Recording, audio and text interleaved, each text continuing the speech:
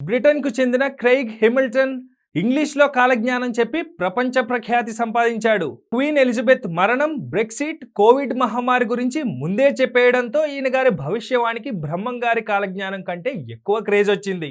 తాజాగా తన YouTube channel ద్వారా 2026లో జరగబోయే 5 వైపరీత్యాల గురించి విడుదల చేశారు.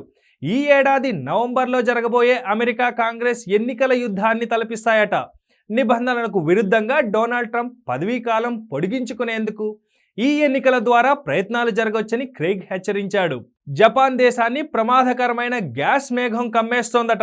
ఇరాన్లోని అణు కేంద్రాలపై అమెరికా, ఇజ్రాయెల్ దాడులు చేయడం ఖాయమని, ఈ యుద్ధం ప్రపంచవ్యాప్తంగా తీవ్ర ఉద్రిక్తలకు దారితీస్తోందని చెప్పుకొచ్చాడు.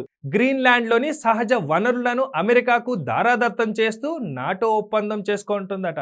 వీటన్నిటినీ మించి క్రెయిగ్ హామిల్టన్ చెప్పింది 5వ ఉపద్రవం ప్రపంచాన్ని భయపెడుతోంది. 2026లో భూమి, చంద్రుడి మధ్య భారీ గ్రహశకలం ప్రయాణిస్తుందట.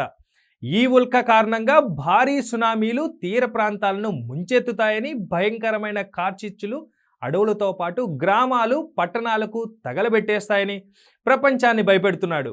ఈ భౌతిక ముప్పులతో పాటు డిజిటల్ ప్రమాదాలు మానవాళికి పెను సమస్యలు తెచ్చిపెడతాయని బ్రిటిష్ నాడీ జ్యోతిష్యకుడు హెచ్చరిస్తున్నాడు. ఏఐని దుర్వినియోగం చేయడం ద్వారా సైబర్ దాడులు జరుగుతాయని, బ్యాంకులు, డిజిటల్ కంపెనీలకు సైబర్ నేరస్తులు గుప్పెట్లో పెట్టుకునే ప్రమాదం ఉందని అంటున్నాడు.